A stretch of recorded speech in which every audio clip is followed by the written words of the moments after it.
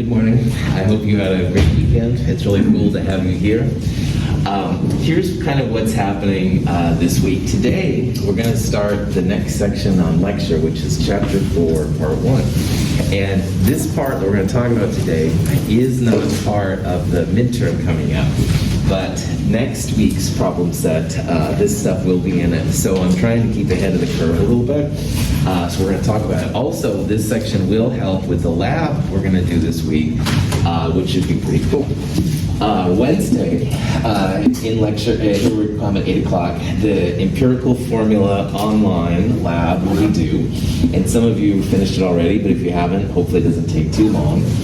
Another thing that's due that's brand new is the exam prep 1. And before the midterms, I like to have one of these exam preps. And if you've looked at it, you know what it's like. But if you haven't, there's 5-ish questions, maybe 6, and the question is given, and most of them, the answer is provided too. And your goal is just to show your work how you go from the question to the answer. And that'll be due on Wednesday. I'm hoping that most of it isn't too bad, but if you do have questions, definitely let me know. We might talk about some of them on Wednesday as well. Wednesday is basically going to be just a review day, and I'm not going to actually turn my computer on Wednesday, which, at least for your class anyway, which is hard for me sometimes, but it'll give us a chance then to just do some chalk talk. You can ask questions if you've got any questions on the midterm, stuff like that. It should be cool. Afterwards, we will go and do the actual lab this time, the percent potassium for chlorate lab. Bring your glasses. I forgot to put that down here. We're going to use flames and stuff, and we'll definitely need some kind of glasses. So it's kind of a fun lab. Heat some stuff up, watch it bubble. Anyway. And then Wednesday night, I'll release midterm exam 1, and that'll be due, like the quizzes, by Friday at 9 a.m. There is a sample midterm exam online. If you want to get started studying, you can actually take this midterm, and the answers are provided at the end. So it kind of gives you a sense like what it's like and stuff like that. If you have questions on this kind of stuff, you can absolutely let me know. Are there any questions right now about any of this kind of stuff? So, in an earlier lecture, I said how chemists get paid for basically 2 things. Basically identifying something, someone hands you some stuff, and instead of tasting it or smelling it, which might be deadly or at least nasty, you can send it through a process like empirical formula, molecular formula, that kind of jazz. But the other part is making materials, and that's what we're going to focus on in this particular chapter especially, because making materials is a big part. If you want a remote control, or you want a plastic bottle for your water, or anything, you've got to be able to make the chemicals and stuff and see what's happening. So the control of a chemical reaction is super important, and all the secrets will be revealed in this chapter. And again, I can't underestimate enough, or emphasize enough, I guess, how important some of these things are. And it's not really that difficult, and I'm going to try and use the idea several times about a recipe while you're cooking. And if you are someone that cooks, that's cool, and if you don't, like, I don't really know how to do anything in the kitchen, really, you can at least appreciate kind of how the analogies will work out, and we'll go through all of that. So if you have questions on anything, let me know. This is the reaction right here between zinc and iodine. Now, notice that I is I2, and as a quick reminder, the 7 diatomics will be really important in this section. And the 7 diatomics have no fear of ice, clear brew. The ice is the I2 and stuff, which is really important. Now, zinc is not on that list. It's not one of the have no fear of ice clear brews. So we would write zinc by itself, just Zn, not Zn2. But again, if it's one of those diatomics, then you will list it like that. And those 2 things together combine to make zinc iodide. And so this right here is the iodine crystals. It's a solid at room temperature, kind of a purplish black color. And this is pure zinc metal. And when you combine them, you do make a new product. It's ZnI2. And it's hard to see from this diagram, but there are actually 2 purple iodines for every 1 kind of silvery looking zinc. A lot of energy is released. This purple gas is actually the iodine. Iodine is a substance substance that goes usually from a solid to a gas pretty readily.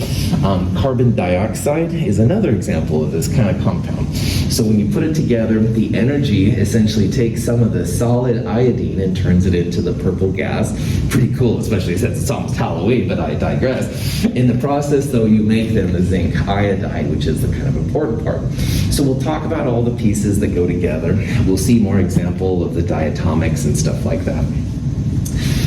One final note, just like I split chapter 2 into 2 parts, chapter 2 part 1, chapter 2 part 2, I kind of need to split chapter 4 as well. All right, there's basically the chemical reaction, which is what we're looking at here, and then there's another section called about solutions, and we're going to focus big time on solutions in chapter 4 part 2. But this part is mostly on using solids, liquids, and gases to make compounds and understanding how this process works.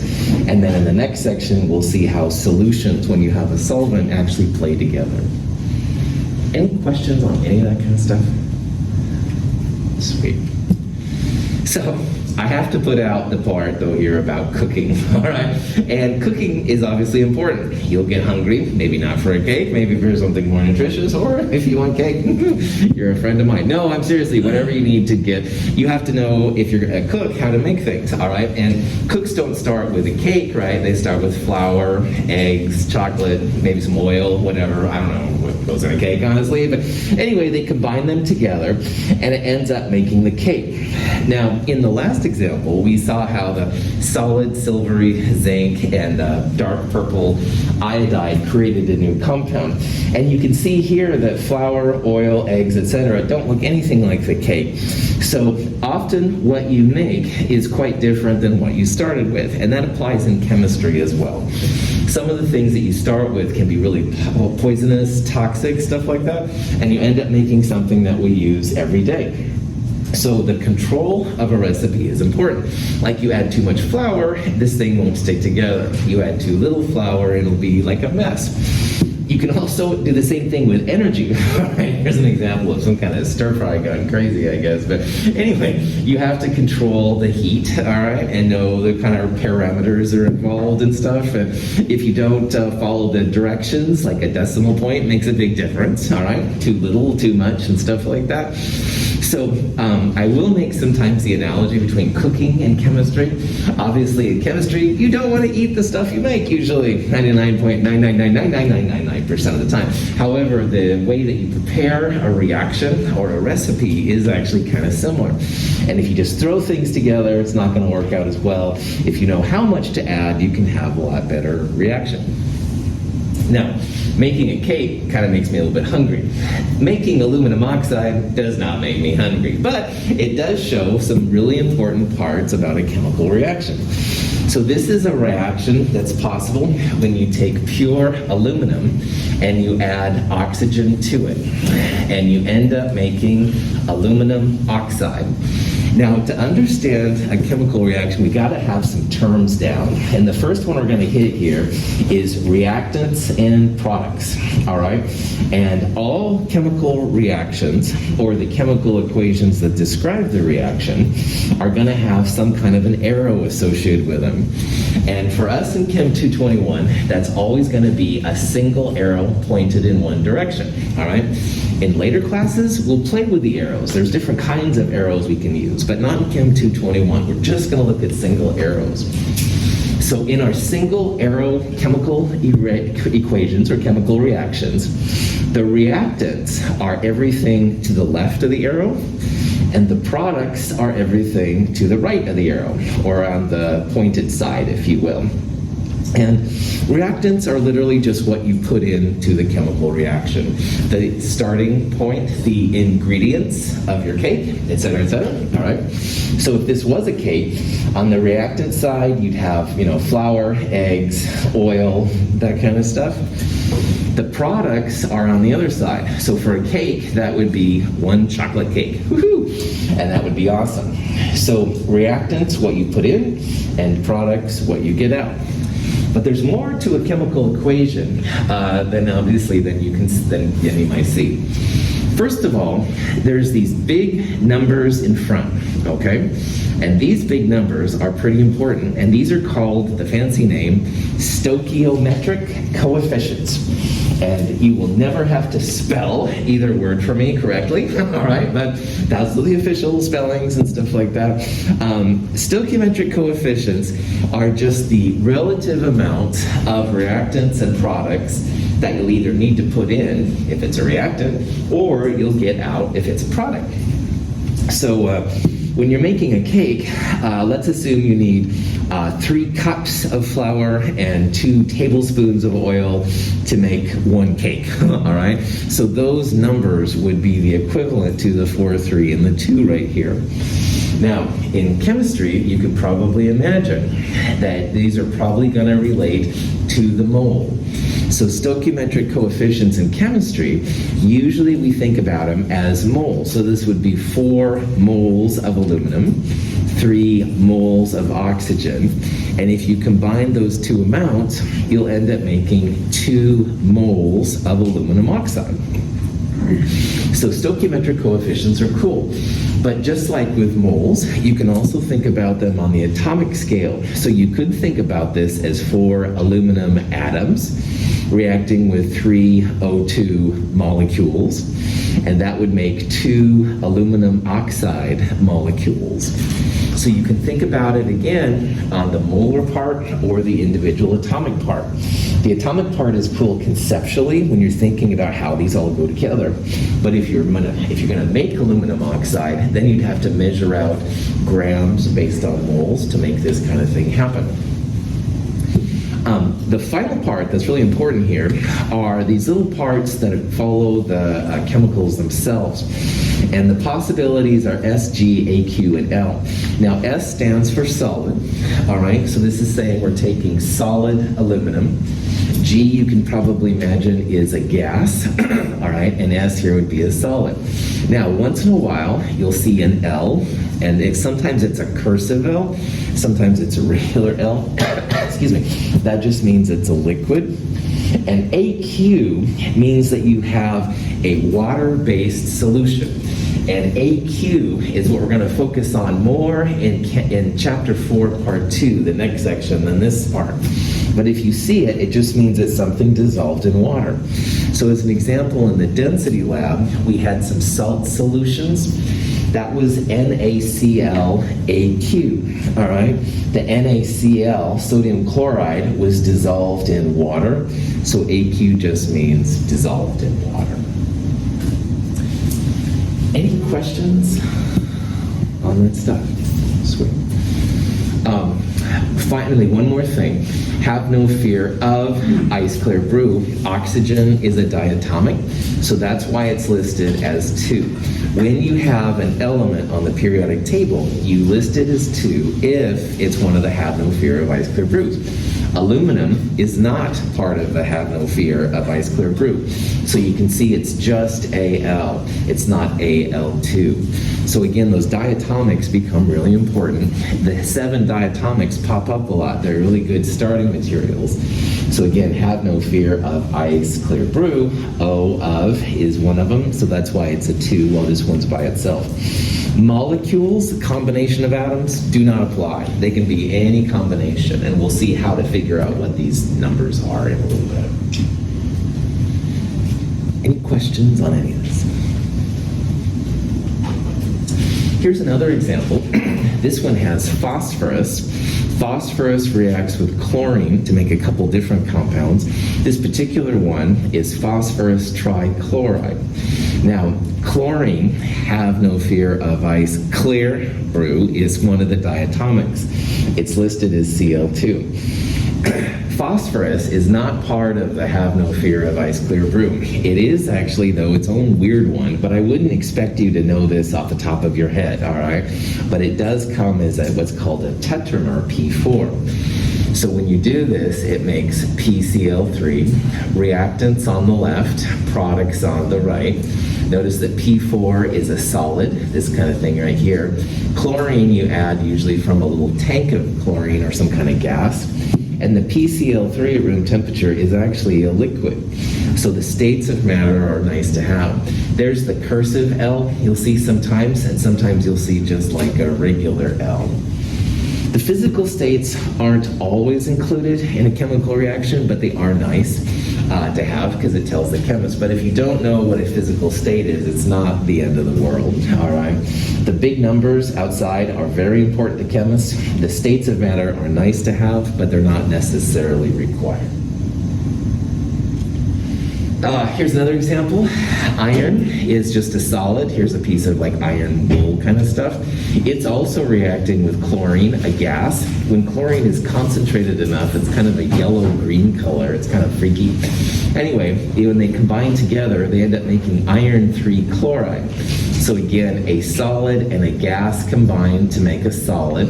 The stoichiometric coefficients here are 2 and 3.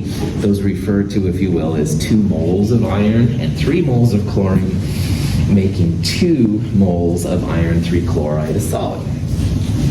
There's lots of ways to know that a chemical reaction has happened.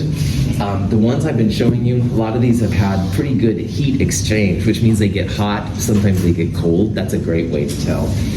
But you can also tell that a reaction has happened if a solid forms, or a liquid for that matter. If you see gas bubbles come out, color changes are great ways to tell a reaction's happened, stuff like that. Sometimes reactions happen and it's very difficult to know that they've actually happened without using chemical equipment. But in the kind of reactions we're going to be looking at, these are very common ways of seeing it. So, okay. So again, making aluminum oxide, which by the way is very exothermic. Exothermic means a lot of energy is being given off. When you make aluminum oxide, 4 aluminums and 3 oxygens combine to make 2 aluminum oxides. The reactants and the products, a solid and a gas make a solid, etc., etc. But there's 2 ways you can think about it, all right? And I want to highlight this again. What we'll do most of the time on a visual level is you'll think about, okay, well, 4 aluminum atoms react with 3 of these O2 molecules to make 2 molecules of aluminum oxide. But if you actually want to make aluminum oxide in the lab, you have to measure quantities out. And you can't measure like individual atoms and molecules because they're so small. But you can measure out so many grams of aluminum, which can be correlated to moles. You can measure out moles of oxygen. You can figure out how many moles of aluminum oxide come out. So this is another really cool part about chemistry, is that you can visualize in your mind the individual atoms making molecules, stuff like that. But in the actual lab, if you want to make this happen, you'll have to measure out amounts, and that's where the moles comes in. And you can bounce back and forth between them in a good chemical reaction. Any questions? Oh, shoot, I sounded, hold on. Station identification. My sound doesn't always transfer over, and of course I didn't check it this morning, so my fault. Let's see if this works. Mercury 2 oxide breaks down or decomposes readily when heated. If we were to weigh the compound before heating and compare its mass to that of the mercury remaining after the reaction, it would seem that decomposition causes a change in the system's mass. The product mercury would weigh less than the reactant. In reality, the decomposition liberates the reactant's oxygen atoms as gaseous dioxygen O2. All matter present before the reaction still exists after it. The reaction obeys the law of conservation of matter. This is something that really freaked chemists out for a while when chemistry was in its infancy. They would measure, in this case, a mercury 2 oxide, which is HGO, and they would heat it up. And they'd see some stuff coming off, but they weren't sure. And what was left at the end was just Hg by itself, and the oxygen was gone. So the mass before was greater than the mass at the end. And they thought, oh, there's an ether, and there were lots of strange kind of theories running around. But what it really came down to is that the HGO did break down, and it broke down to pure Hg and then also some oxygen, O2. The important thing about that here, and what we know now, is that in a chemical reaction, you're not making or destroying any matter, all right? That's kind of beyond what most chemical equations are all about. So all the mass you start with will be present at the end. It might be in different forms, all right? It might go away as a gas, or maybe you added some gas into the molecule, stuff like that, but you're not going to create or destroy any matter. I like to think about this as the magic wand kind of philosophy. Some people think, oh yeah, it's chemistry's magic, man. It's like, no, all right? We're not making or destroying any matter. We're not waving magic wands to make anything happen. This principle is actually really important to chemistry, and it's called officially the law of conservation of matter, and that's a lot of syllables. So a lot of times people will just call it law of mass action, and all it means is that all the matter you started with has to be present at the end. All right, you might rearrange it a little bit, that's cool, but all the matter you start with will be present at the end. And that's where chemistry goes away from alchemy. All right, alchemy was always about making things into gold or super solvent, stuff like that. But they were trying to basically make things happen that weren't present initially. And I mean, that's cool. I'm not blaming him or anything. But in chemistry, in this analytical science, that everything we start with will be present at the end. It might be rearranged, but it's still there. Okay? So law of conservation of matter is honestly one of the big principles of chemistry. We account for the mass.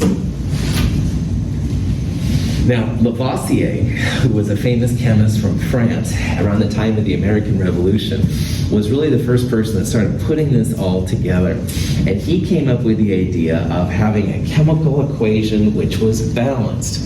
And all that means is that all the atoms you start with on the reactant side have to be accounted for as atoms on the product side. You can rearrange them, you can make solids into gases or liquids or whatever, or vice versa, but you will be able to account for them. So Lavoisier's conservation of matter and balanced equations is a real big part of what science is all about. So again, everything you put in has to be accounted for on the way back out. Tell me you have good news. The universe never lets anything go to waste, or so said Lavoisier. The law of conservation of mass, yes. In chemical reactions, mass is neither created nor destroyed. Okay, I'm a big Star Trek fan, and when this was on Discovery, I got goosebumps because Lavoisier, they're talking about chemical reactions. And anyway, if you don't like Star Trek, you will still do well in this class, but I'm letting you know, Star Trek Discovery, especially this season, oh yeah. So anyway, I digress, but anyway, woohoo, Lavoisier's on Star Trek. Okay, get it, Grant Michael, I know. But anyway. When pieces of aluminum foil are placed in a beaker containing bromine, a violent reaction occurs.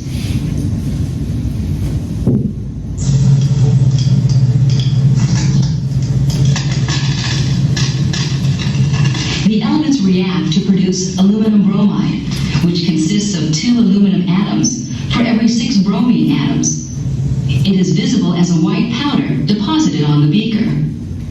So this reaction involves pure aluminum metal that you could like scrape off aluminum cans or something like that. We're adding some bromine, all right? Bromine is a liquid at room temperature. And when they come together, they make this compound right here. This is officially an aluminum bromide dimer. Dimer is a term we'll use later on more than we are right now. Dimer means 2 pieces coming together. And if you look very carefully at this picture, and you don't really have to, this little bond and this little bond, there's a weird arrow. And we're going to build up to figuring out what that arrow is all about, but it's a weird kind of bond. So think about this as 2 AlBr3s that have come together. Aluminum and gallium and indium, these guys, they're the twisted metals. And they love making these weird arrow bonds. And I'm just kind of teasing you with that right now. We'll talk more about that in a future lecture.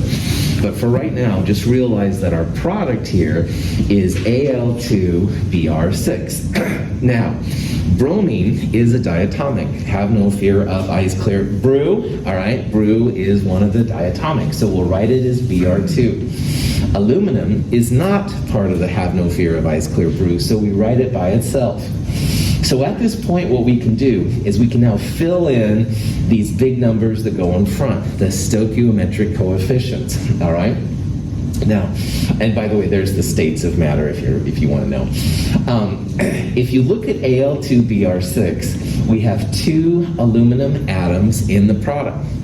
So we can write a big 2 right there in front of the Al. 2 aluminum atoms go in, and we end up with 2 aluminum atoms in this product. Now, bromine is a diatomic. It comes in pairs. We need a total of 6 Br2s. So 6 divided by 2, we can write a big 3 right there in front of bromine. So if you write this reaction as 2 Als plus 3 Br2s, and it makes the invisible one, Al2Br6, this is actually a balanced chemical reaction, all right? We have just as many aluminums going in as we have aluminums coming out. 3 times 2, 6 Brs. 6 Brs, number of bromines on each side are balanced. This is a balanced reaction. This little thing right here is a graphic description of what we just did. So aluminum by itself, all right? But bromine, one of those magic have no fear of ice clear brew things. So there's Br2, Br2, Br2, and this is the Al2Br6. So you can see here I'll need 1, 2, 3 of the Br2s to give the 1, 2, 3, 4, 5, 6 bromine atoms on the product side. And 1, 2 aluminums on the left, and 1, 2 aluminums on the right. Cool for school. Any questions on that? This reaction was very exothermic. Energy was given off. You could see the clouds of stuff coming out, man. And exothermic is a term we'll start using more. Exothermic just means that energy is being given off. Some reactions, if you feel them, they are actually cold to the touch. Those reactions are endothermic. But honestly, the more exciting reactions are exothermic. And when I'm introducing equation balancing, it's kind of fun to show more exciting reactions than less exciting ones. So a lot of these will be exothermic. Any questions? Yeah. This is more about the reaction itself. Yeah. It said the white crust around the outside of the ring. That's the aluminum. That's right, exactly. A lot of the compounds with main group metals like sodium, potassium, magnesium, aluminum, they make basically just white solids. And so the energy of this reaction essentially made this get kind of like a crusty look to it and stuff like that, you bet. So once the reaction cooled off, you could then dissolve or scrape off whatever that stuff to get it well done. Okay, this next reaction is one you might have done before. It's used a lot in barbecues. If you have a backyard barbecue or something like that, you might have done this. It's with propane. In the combustion of propane, a single propane molecule reacts with 5 molecules of O2 to produce 3 molecules of carbon dioxide and 4 molecules of water. Propane is found in those little green containers you can buy at like Fred Meyer's. They're disposable a lot of times and you screw them on and stuff. It's just a gas, all right? And propane is a molecule that reacts very well with the oxygen in the air. And in the process, you end up making carbon dioxide. So the carbon is the kind of black-gray one there. The reds are the oxygens.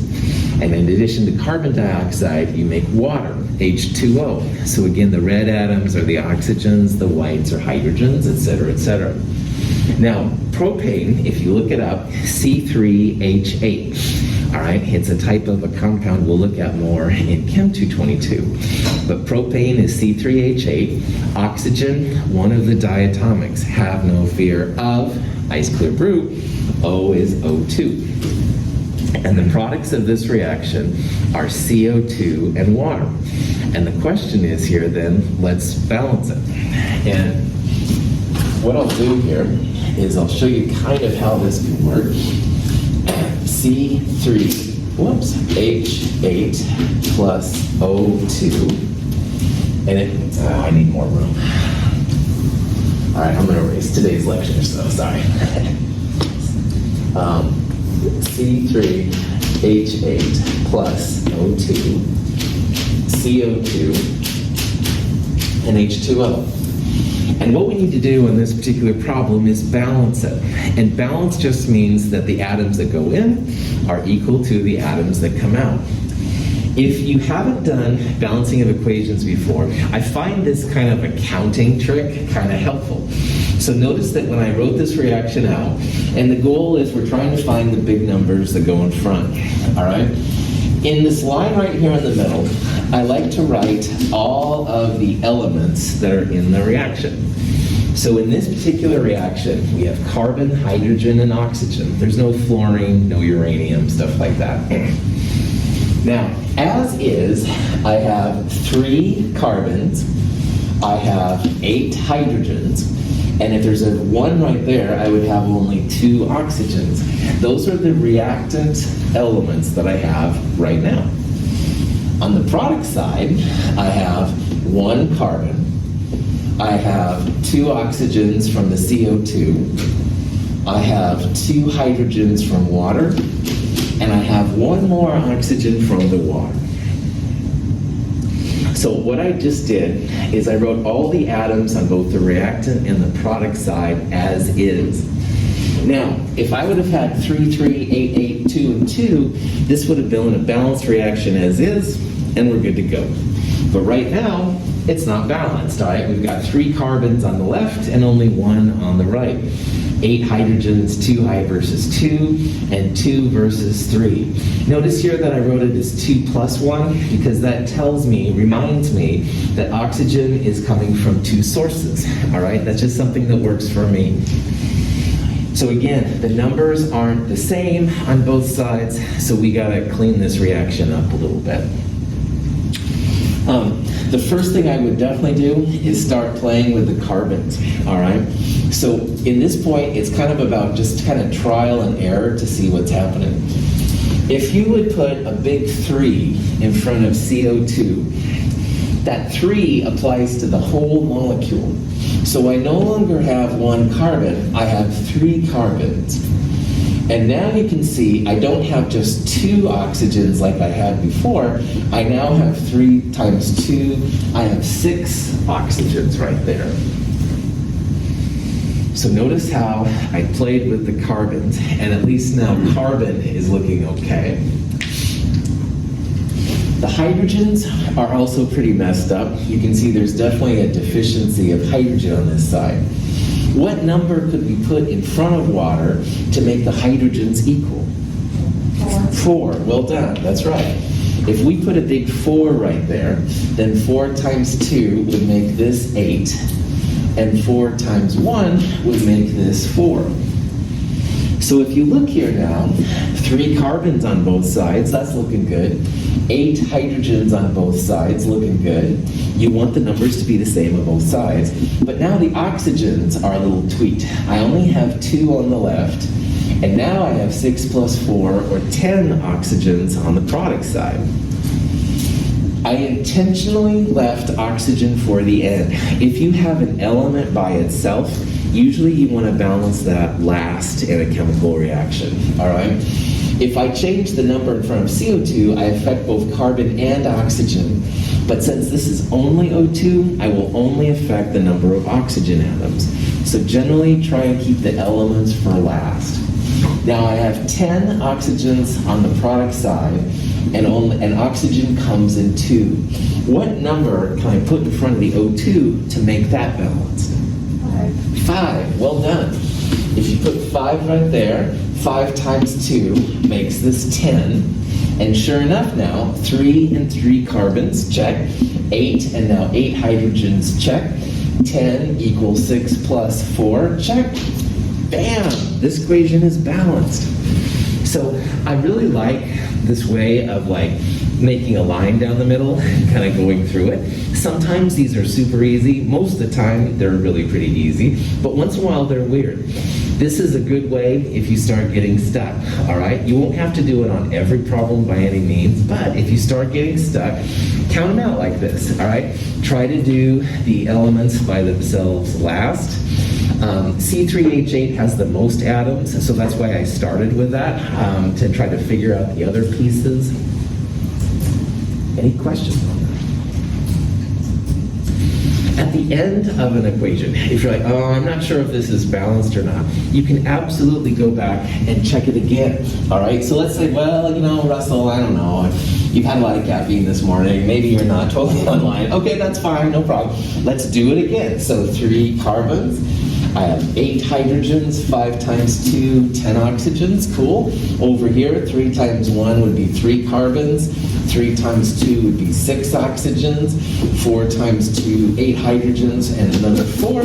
So you can see, of course, once again, they are balanced. And it's always cool to do that. You can double check yourself to make sure that these things are balanced and be good to go. Any questions on that? Okay. This is an example of a burning or combustion reaction, and we'll talk about that later too. Adding oxygen, making things break down, is something that's actually pretty helpful. Now, this is another kind of a reaction where we're burning something, all right? This reaction has a compound B4H10. It's a kind of a boron compound that's similar to propane, and it does burn. Instead of CO2 in water, it makes water and B2O3, a boric oxide compound. Now, this is another problem where I would certainly recommend doing a kind of analysis and stuff on it and seeing what it is. So B4H10 plus O2 makes B2O3 and H2O. And again, what you can do is just put the elements right down the middle. Like before, I would do oxygen last. I would start playing with the boron and hydrogen first and then going back.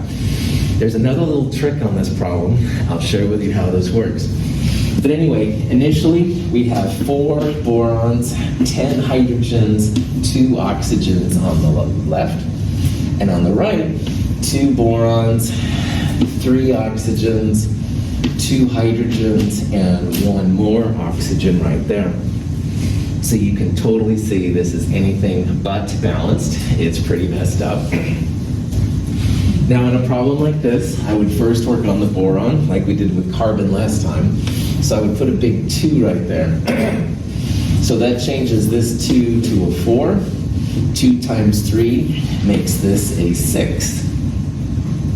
So the boron, at least, is balanced now. That's cool. Work on the hydrogen next. You can see there's 10 to 2. Water has 2 hydrogens. So we'll add a 5 right there. 5 changes this to a 10.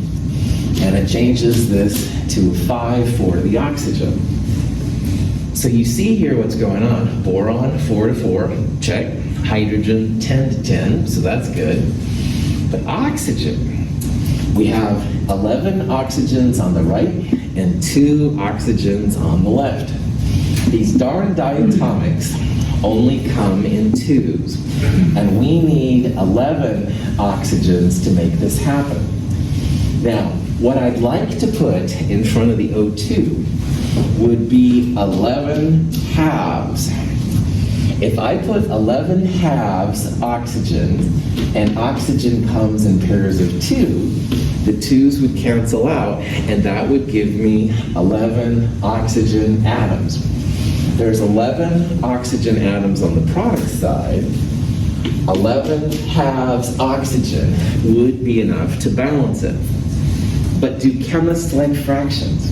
No, good. I'm so glad. This is a real important part, man. Chemists almost always hate using fractions. So you can't leave it in this form. All right, 11 halves would work mathematically, but you gotta multiply everything through by 2.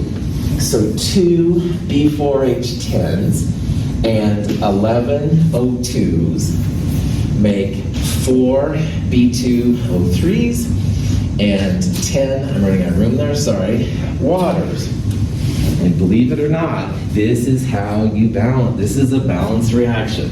No fractions, unless I give you explicit permission in a later chapter. Otherwise, no fractions in chemistry, man. We try and stay away. This is a great time, because this is a lot of mumbo jumbo, I'm sure, to go back and double check that it really is balanced, all right? So after doing all of this, even I'm a little nervous about it, and I'm the teacher, so I guess anyway. So check yourself, right? 2 times 4, 8 borons. 2 times 10, 20 hydrogens. 11 times 2, 22 oxygens. And again, if the product side has this many, then we're good to go. So 4 times 2, 8 borons. 4 times 3, 12 oxygens. 10 times 2, 20 hydrogens. 10 times 1, 10 oxygens. And you can see here, 8 to 8, 20 to 20, 22 equals 12 plus 10. Balanced. So, in these last 2 examples, first of all, I showed my little trick about balancing, and you can always do that on any chemical reaction, and it's a good call. Second of all, sometimes with those darn diatomics, you get to the point where you want like only 11 atoms, and oxygen comes in 2s. So you can play with it by writing 11 halves, which would give you the right number of atoms, but you've got to get rid of the fraction. So I multiplied everything through by 2 to get it that way. Yes? So how did you know to multiply by 2? Cool. I wanted, at that last point there, I only wanted 11 oxygen atoms, all right? And oxygen comes as 2s. So it's like you want to 5.5 pair 2 oxygens, all right? Because 5.5 times 2 is 11. So I just put in there 11 2s. You could also go through and multiply everything through by 2 at that point, but I'm trying to point out that sometimes these diatomics, you'll need an odd number of them, but they come in 2s, all right?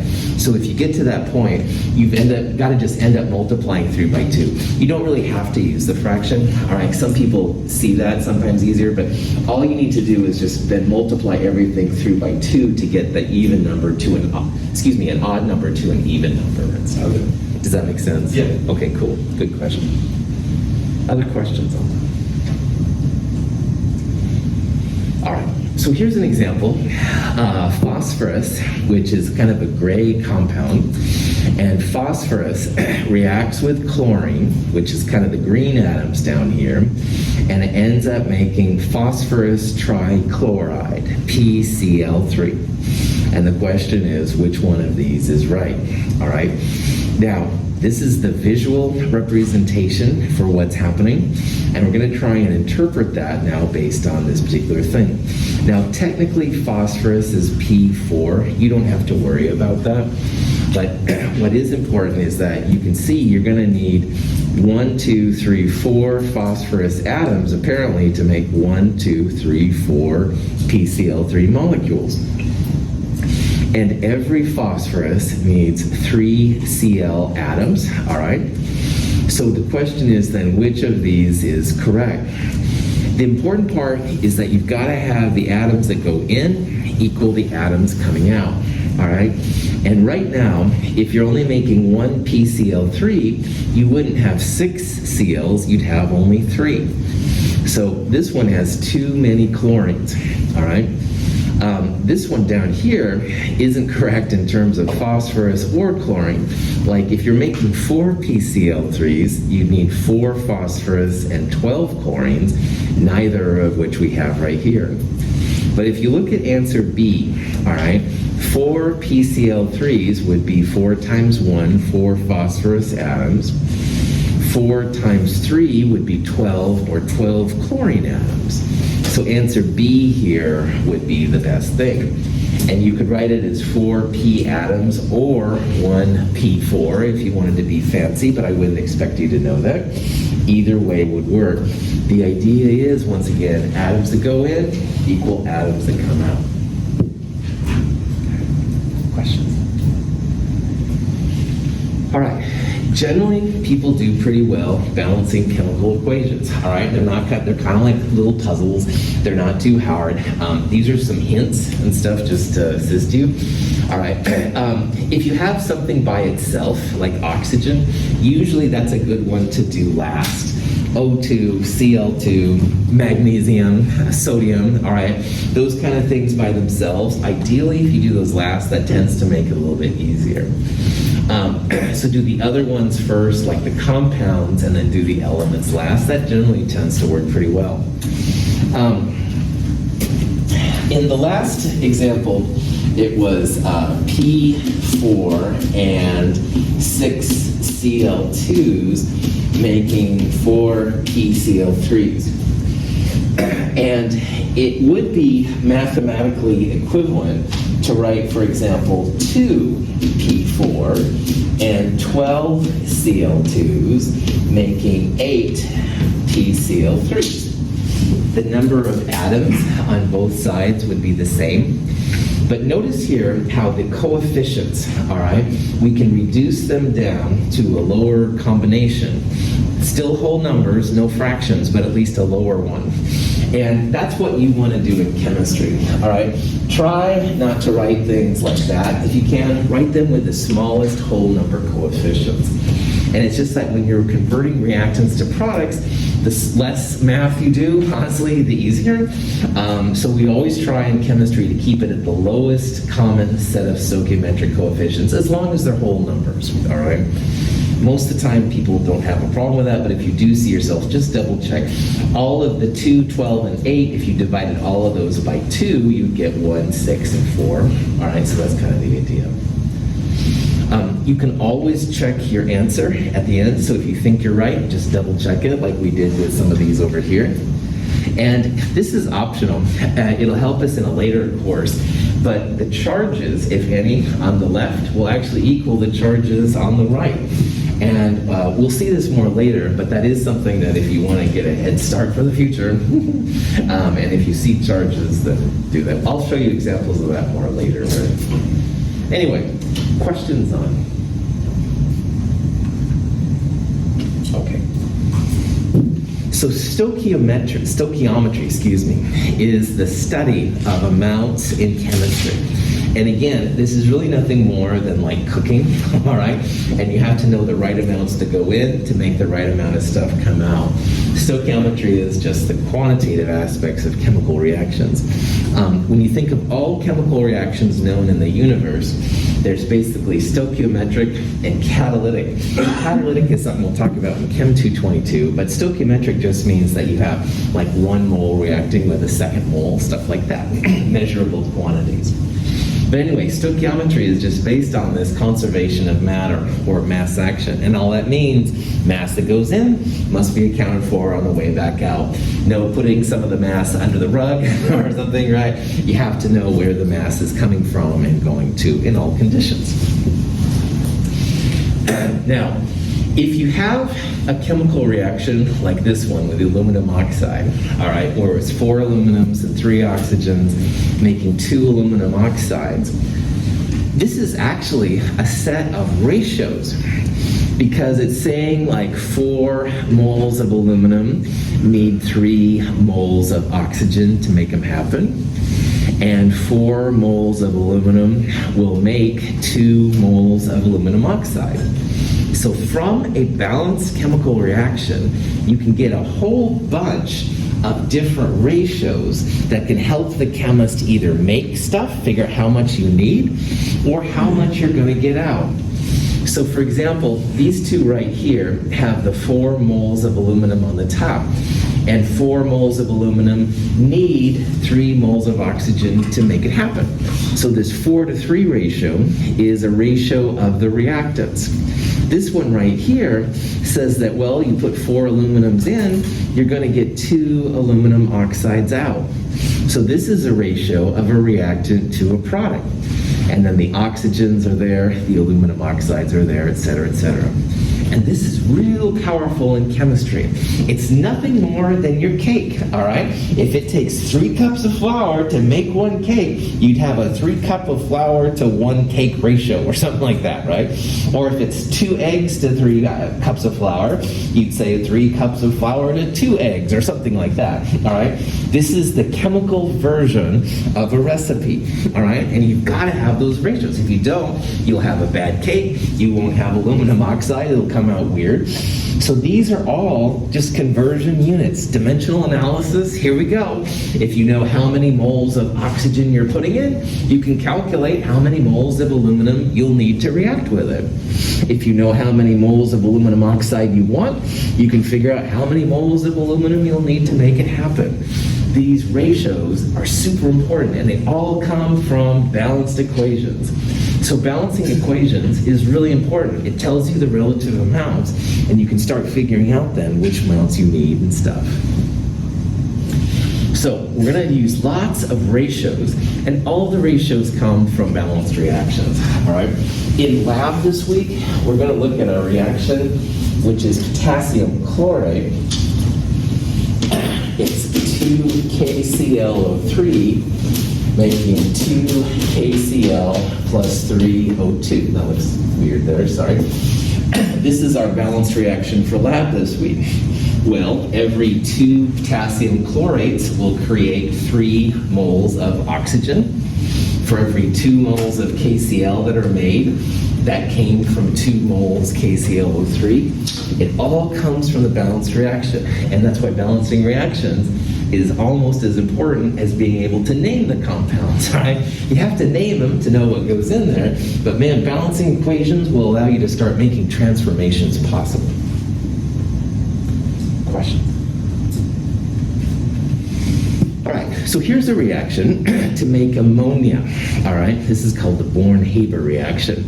Nitrogen and hydrogen makes ammonia. And in this reaction, it says that we're mixing 10 moles of hydrogen with an excess of nitrogen. What that means is we have more nitrogen than we know what to do with. So we're going to use the hydrogen here to calculate the moles of ammonia produced. So what this is saying is we want a ratio between hydrogen and ammonia. All right? Now, if this was a reaction, we would write 10 moles H2. And what we want here is we want moles of H2 on the bottom, because starting unit needs to be canceled out like all the things we've done. And we want moles, in this case, of NH3 on the top. So the question is, based on this chemical reaction, what numbers do we want above and below on this problem? What number will go by moles of NH3? 2, nice. Literally, just look right at the balanced equation. So 2 is going to go there by NH3, because again, since this isn't magic, we're just looking at the balanced equation. 2 is by the NH3. What number goes by the hydrogen in this reaction? 3. Well done. So for this reaction, to turn the 10 moles of H2 into ammonia, whatever, we're going to use a 2:3 ratio. And again, this 2:3 is not magic here. It just comes from the balanced reaction. We wanted NH3 at the end. We're starting with H2. The H2 has the 3. The ammonia has the 2. And hopefully you can see what we're going to start doing. We're going to cancel the unit we start with, moles of H2, and we're going to turn it into some kind of desired unit, moles of NH3. Any questions on that? So here's an example of a reaction. Ammonium nitrate is NH4NO3. Ammonium nitrate is a great fertilizer. It also is very explosive. The Oklahoma City bombing that happened was basically an ammonium nitrate laden truck, and they used like an explosive to blow it up. Really, really sad use of ammonium nitrate. But anyway, in this question, we're starting with essentially a pound, which is 454 grams of ammonium nitrate. And what we want to do is, as this thing decomposes, and it decomposes into N2O and H2O, we want to figure out how much N2O and how much H2O is going to form. This is a very standard kind of problem in chemistry. And the amounts that are supposed to form are called theoretical yields, like how much of the product is actually going to happen. So we're starting with 454 grams of this, And we want to know essentially how many grams of N2O and how many grams of H2O are going to be formed. What do you think the first step of a problem like this is going to be? Balance the equation. Balance the equation. Outstanding. Balance the equation. All right. This is the recipe that chemists will use to figure out what's happening. So on a problem like this, NH4NO3 makes, according to this problem, N2O and H2O. All right.